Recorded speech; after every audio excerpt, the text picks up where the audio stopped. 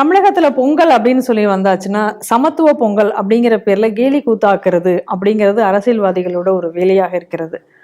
அதை ஒட்டி இன்னைக்கு இருக்கக்கூடிய ஆளும் கட்சி கேட்க வேணாம். அதனால பல இடங்கள்ல இவங்க வந்து சமத்துவ பொங்கல் அப்படின்னு சொல்லி வச்சிருக்காங்க. அப்படி ஒரு இடத்துல காஞ்சிபுரத்துல சமத்துவ பொங்கலை செய்வதற்காக உதயநிதி ஸ்டாலின் அவர்கள் போயிருக்கார். அதுல கலந்து கொண்டு அவர் அதை பேசவும் பேசியிருக்கிறார்.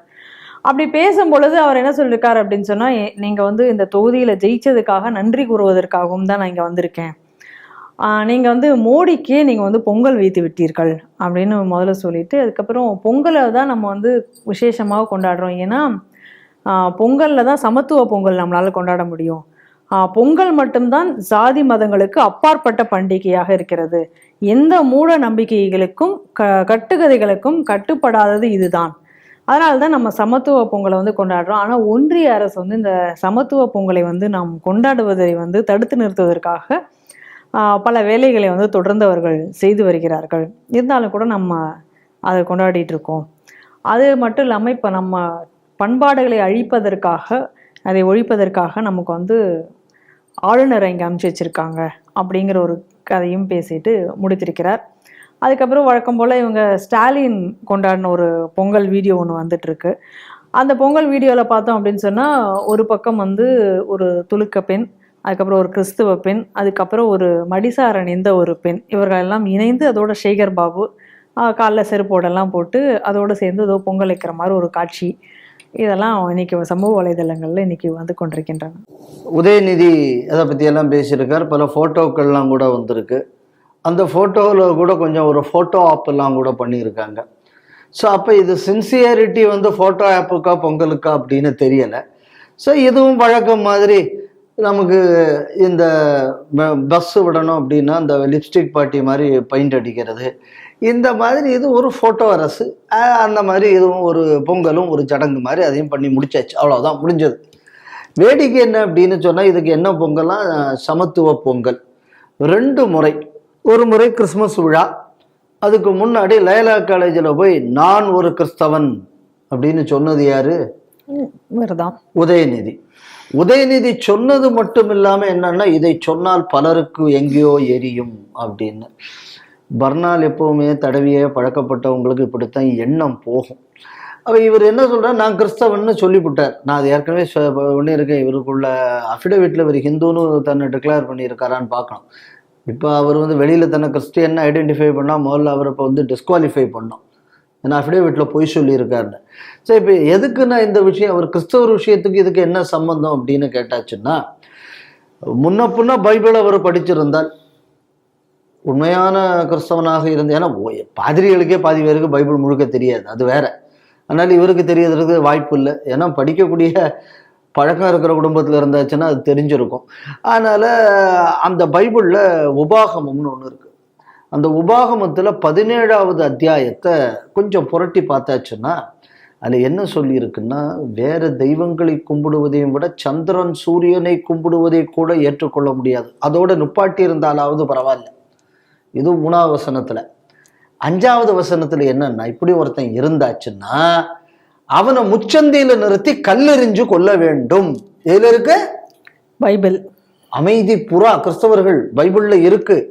இவர் தன்னை கிறிஸ்தவர் அப்படின்னு சொல்லிக்கிட்டு இருக்காருல்ல. இப்ப இவர் பொங்கல் கொண்டாடி இருக்காரு. பொங்கலுக்குள்ள தாற்பயமே என்ன அப்படின்னா, சூரியனை வைத்தது. இப்ப இவரையே கல்லெறிஞ்சு கொண்டு பாரா, இல்லைன்னா ஒரு பெரிய கல் எடுத்து அவரே அவர் தலையில் போட்டுக்கொள்வாரா? இருக்கணும் இல்லை. அப்ப நீ கிறிஸ்தவன்னு சொன்னது ஏமாத்து. அப்ப அதையாவது ஒத்துக்கும். நான் கிறிஸ்தவன் இல்லைன்னு சொல்லிடு. நீ ஒன்ன கிறிஸ்தவன் நீ சொன்னேன்னா நீ இப்ப ஒன்னையே கல்லெறிஞ்சு கொண்டுக்கணும். இல்லைன்னா உனக்கு பேப்டிசம் பண்ண சாமியா உன்னை கல்லெறிஞ்சு கொல்லணும். இது உபாகமத்துல இருக்கு. 17வது அத்தியாயத்துல 3 அப்புறம் 5 இந்த 2 வசனம் பைபிள்ல ரொம்ப தெளிவாக இருக்கிறது. இன்னைக்கும் அப்படி பொங்கல் சூரியன் என்று வேண்டுமென்றால் நீங்கள் பார்ப்பனர்கள் புகுத்தி இருக்கலாம் நாளைக்கு சொல்ல வாய்ப்பு இருக்கு. அப்படின்னா அதை சூரிய வழிபாட்டுடன் சேர்ந்தது அப்படின்னு சொன்னது யாரு அப்படின்னு சொன்னா, இவங்களுக்குள்ள புரோகிதர். புரோகிதர் ஒருத்தர் தாடி வச்சுக்கிட்டு இருப்பாரு. அவர் பேர் என்ன? ஈவே ராமசாமின்னு ஒரு புரோகிதர். அவர் தான் என்ன சொன்னாரு, சூரிய பகவானுக்கு நன்றி. யாருக்கு? சூரிய பகவானுக்கு நன்றி தெரிவிப்பது அப்போ உங்க புரோகிதரே இதை வந்து அப்ப வந்து சூரிய பகவானை நீங்கள் கும்பிட்டு செய்யக்கூடிய பகவான்னு சொல்லிட்டார் அப்படின்னா அப்ப சூரிய வழிபாடுங்கக்கூடியது பகுத்தறிவுக்கு பஞ்சாயத்து இல்லாததுன்னு அர்த்தம். ஒத்துக்க வேண்டியதுதானே? ஆமா. அப்ப அதுதானே பொதுவானது. கண்டிப்பாக. அப்ப எது உண்மை? அடுத்த கேள்வி வரும் இல்ல. ரெண்டாவது அது பகுத்தறிவுக்கு பகுத்து பார்த்தா தானே அதுக்கு பேர் அறிவு. பகுக்காம இருந்தாச்சுன்னா அதுக்கு எங்க போய் அறிவு? அப்ப அறிவில் என்னடா பகுத்தறிவு இருக்கு? அப்ப அறிவுன்னா என்னென்ன அண்டர்ஸ்டாண்டிங்கே இல்லாத பயல்கள்லாம் பகுத்தறிவை பத்தி பேசுறது தமிழ்நாட்டில் தான். அப்புறம் என்ன அப்படின்னா இது எல்லா சமயத்துக்கும் இதுக்கும் போடுவாங்க. பைபிள்ல கல்லறிஞ்சு கொள்ளணும்னு இருக்கா, துலுக்க நிறைய வீடியோ போட்டிருக்கான். அந்த வீடியோல இதை ஷிர்க்குன்னு சொல்லி ஒரு வீடியோ வந்துருக்கும், பார்த்துருக்கீங்களா? அந்த வீடியோ ஜைன்லாப்தீன் வர அதை பத்தி பேசியிருக்கா. அப்படி வாங்கி கூட சாப்பிடக்கூடாதுன்னு சொல்லியிருக்கேன், வாங்கி கூட திங்கக்கூடாதுன்னு இன்னொரு துலுக்க பேச சொல்லியிருக்கேன் அந்த பொங்கலை. ஏன்னா அது மற்ற சாத்தானுக்கு இதாயிரும் அப்படின்னு சொல்லி அவன் சொல்லியிருக்கான். என் கேள்வி என்ன அப்படின்னா இது எப்படி சமத்துவ பொங்கல் ஆகும்? அதுக்கப்புறம் தமிழனாக இருந்தால் அவன் பார்ப்பனிய நாகரீகத்தை தான் பின்பற்ற வேண்டும். அது இப்போ லேட்டஸ்டாக இப்போதான் தெரிஞ்சுக்கிட்டேன். ஏன்னா ஃபோட்டோ ஷூட்டுக்கு ஒரு துலுக்கச்சியை பக்கத்தில் வச்சுக்கிட்டே ஒரு கிறிஸ்தவச்சியை வச்சுக்கிட்டே மூணாவது வச்சுக்கிட்டு இருக்கிற ஆளுக்கு என்னடானா மடிசாரை ஊற்றி வச்சிருந்திருக்கு. அது நியாயம் தான், நீங்க தான் அதை கிண்டல் பண்ணீங்க. ஆனா பிராமண சமுதாயத்தில் என்ன சொல்லுவாங்கன்னா அதுக்கு தமிழ் புடவைன்னு தான் பேரு. மடிசார்னு நம்ம தான் சொல்றோம். இந்த மடிசார ஒவ்வொரு ஆளும் ஒவ்வொரு விதவிதமா கட்டுவாங்க. நம்ம ஊர்ல உள்ள பிராமணர்கள் கட்டும்போது அந்த புடவைக்கு வைக்கிற பேரே தமிழ் புடவை. அவ இவனுகளையும் கூட அவங்க தான் உண்மையான தமிழர்கள். ஏன்னா அவங்க தமிழ் புடவைன்னு தான் சொல்லுவாங்க. தமிழ் புடவை கட்டின்னு வந்த மாமியா கேட்பாங்க. அப்போ அந்த புடவைக்கு பேரே தமிழ் புடவை. அப்போ அதுதான் தமிழ் புடவை என்று ஒத்துக்கொண்டால் நீங்க இப்போ என்ன சொல்லக்கூடிய, நீங்க சொல்லக்கூடியதில் அவர்கள் எங்கிருந்தோ வந்தாங்க, அந்த கணவாயிலிருந்தோ வந்தார்கள், இந்த கணவாய் வழியாக போனார்கள், இவர்கள் வரக்கூடிய கணவாய்க்கு எங்க தாத்தாவும் எங்க அப்பா வந்து அங்கிருந்து டார்ச்சு பிடிச்சி வழிகாட்டி விட்டாரு, ஈவேராதான் அது பந்தம் பிடிச்சி கூட்டு வந்தாருன்னு எல்லாம் வரலாறுலாம் சொல்லுவேல. இப்போ என் கேள்வி என்ன அப்படின்னு சொன்னா, இப்போ இந்த புடவை வந்து அப்போ இதுதான் அப்போ தமிழுக்கு அடையாளமா? மொத்த ஹிந்துக்களுக்கும் இதான் அடையாளம்னா அப்போ சனாதனத்தின் அடையாளம் மடிசார். நீங்க தான் கொண்டு வந்திருக்கீங்க, நாங்க யாரும் சொல்லலை. இன்னைக்கு அதான் நடந்திருக்கு இன்னைக்கு டிவியில. அப்போ ஹிந்து என்று வரணும் அப்படின்னு சொன்னா நீங்கள் காட்டக்கூடிய அடையாளம் பார்ப்பன அடையாளம். உங்க பாணியிலேயே நான் பேசணும் என்ன? அடுத்தது எதை கவனிக்கணும் அப்படின்னா மதங்களுக்கும் இதுக்கெல்லாம் அப்பாற்பட்டது. இதில் இப்போதான் எனக்கு ஒரு டவுட் வருது. அந்த பொங்கல் ஃபோட்டோ எடுக்கும்போது தீ இல்லாத அடுப்பு, ஒன்றுமே இல்லாத பானை, இதை வச்சு அவங்க ஃபோட்டோ எடுத்திருக்காங்க. ஏன்னா உள்ள சரக்கு இருந்தாச்சுன்னா கிறிஸ்தவனுக்கு தொழுக்கி ஏன்டா சாப்பிட கொடுக்கல, சாமிக்கு படைச்சிட்டுன்னு கேள்வி கேட்டப்படாத. அதுக்காக வேண்டி எவ்வளவு பத்திரமா அதை பண்ணி வச்சிருக்கீங்க. அப்போ ஒன்றுங்க, பொங்கலை வச்சு சூரியனுக்கு படைங்க, படைச்சிக்கிட்டு ஒரு கிறிஸ்தவனையும் துளுக்கினையும் திங்க சொல்லுங்க. அப்போ மாட்டரிச்சு நீ திங்கணும்னு வற்புறுத்துற இல்லை அடுத்தவனை போய். ஏன் அவனை திங்க சொல்ல? அப்ப நீ சமத்துவத்தை பத்தி பேசும்போது நான் பார்க்கிறேன், அப்ப நீ என்ன சமத்துவம் பேசுறீன்னு. முதல்ல பொங்கல் என்பது முழுக்க முழுக்க முழுக்க ஒரு ஹிந்து திருவிழா. இதை நம்ம முதல்ல புரிஞ்சுக்கணும். சங்க இலக்கியங்கள்ல வரும்போது என்ன வருது? மாயிருந்துங்கள் மறுநிறை ஆதிரை, விரிநூலந்தனர் விழவு தொடங்க புரிநூலந்தனர் புலங்கலை ஏற்ப அப்படின்னு மார்கழி மாசத்துல ஆரம்பிச்சு அப்படியே இந்த தைநீராடலை பத்தி சொல்றாங்க. அதுல என்ன சொல்றாங்க அப்படின்னா, இந்த அந்த குளிர்ல அந்த பெண்கள் குளித்து வரும்போது அந்த பக்கத்துல வந்து வேள்வி தீ வளர்த்து கொண்டிருந்தார்கள். அந்த வேள்விக்குள் அந்த குண்டத்து பக்கத்துல அந்த சூட்டுக்காக அந்த பெண்கள் வந்து நின்றார்கள். இப்படியெல்லாம் சங்க இலக்கியங்கள்ல இருக்கு. அதுக்கப்புறம் வந்து என்ன சொல்றாங்க, தவத்திருவிழாவாக ஆண்டாள் சொல்லும் போது நெய்யுண்ணோம் பாலுண்ணோம் நாற்காலை நீரையாடின்னு முதல்ல அந்த தவசை சொல்லிட்டு முடிக்கும் போது மூட நெய்வெய்து முழங்கை நெய்வார கூடியிருந்து விழுந்தேரோ எம்பாவாய்னு பின்னாடி சொல்றாங்க.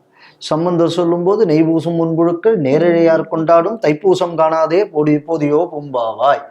இந்த எல்லாமே வந்து ஹிந்து மரபை ஒட்டி வந்ததுதான் இந்த பொங்கலுங்கக்கூடியது. சங்க காலத்திலையும் சரி, பின்னாடி வந்த வைணவ சைவ பக்தி இலக்கியங்கள்லையும் சரி தெளிவாக சொல்லப்பட்டிருக்கிறது.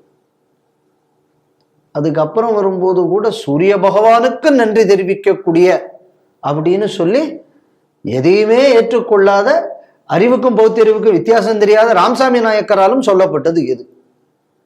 அப்ப இது ஒட்டுமொத்தமா சூரியனை பகவான்னு ஏத்தனா உபாகமம் கல் எரிஞ்சு கொள்ளுங்குது. அவன் ஒன்னும் எரிச்சு கொள்ளணும் அப்படிங்கிறான், அவன் ஒரு அரேபியாக்காரன். அப்ப இது எப்படி இது எல்லா மதத்துக்கும் உரிய திருவிழாவாகும்? ஹிந்து திருவிழா தானே. நிச்சயமாக அடுத்தவனுக்குள்ள இன்சியல தன் பிள்ளைக்கு போடக்கூடிய இந்த வழக்கம் என்பது இன்னொரு அரசுக்குள்ள திட்டத்துல தான் ஸ்டிக்கர் ஒட்டிக்கிறது. இப்ப இந்த மாதிரியான எண்ணப்போக்கில் இருக்கக்கூடியவங்களுக்கெல்லாம் இதுதான் பிரச்சனை. ஏதாவது ஒண்ண வச்சு அதுல ஒரு பிரிவினைவாதத்தை பேசி இப்ப இதை பண்பாட்டு திருவிழான்னு சொன்னா, அப்ப பண்பாடு என்ன பண்பாடு? ஹிந்து பண்பாடு தான் இந்த மொழியின் பண்பாடு, இந்த தேசத்தின் பண்பாட்டு, இந்த மண்ணின் பண்பாடுன்னு ஆயிப்போகும். அப்ப அது இல்லைன்னு சொல்லணும், அதுக்கு என்னத்தையாவது ஒண்ணு அடிச்சு விடணும். இதுக்கு பேர் என்ன அப்படின்னு சொன்னோம்னா மோசடின்னு பேர். ஒரு மோசடி திருவிழாவை நடத்துகிறோம்னு அரசாங்கம் சொல்லணும். இது பேர் பொங்கல் திருவிழா இல்லை, இது பேர் மோசடி திருவிழா. மோசடியின் உருவமாக இருப்பவர்கள் முதல்வராகவும் துணை முதல்வராகவும் மந்திரிகளாகவும் இருந்தால் திருவிழாக்களும் இப்படி மோசடியாகத்தான் நடக்கும். அதனால பொங்கல் என்பது 100க்கு 100 இது ஒரு ஹிந்து திருவிழா, ஒரு சனாதன திருவிழா. சங்க காலம், அதற்கு முன்னாடி நீங்க பார்த்தாச்சுன்னா இதோட குறிப்பு மகாபாரதத்துல வருது. இன்னைக்கு கும்பமேளா ஆரம்பம், கும்பமேளாவும் இதை ஒட்டி தான் வருகிறது. ஸோ இது இந்த மாதிரியான ஒரு பாரம்பரியத்தை ஒட்டி வந்ததை அதுக்கு இதுக்கு சம்பந்தம் இல்லைன்னு சொல்லி இதுக்கு வேற ஏதாவது ஒரு அடையாளம் கொடுப்பது என்பது இது பண்பாட்டு மோசடி. இந்த பண்பாட்டு மோசடியை இன்று திமுக செய்து வருகிறது.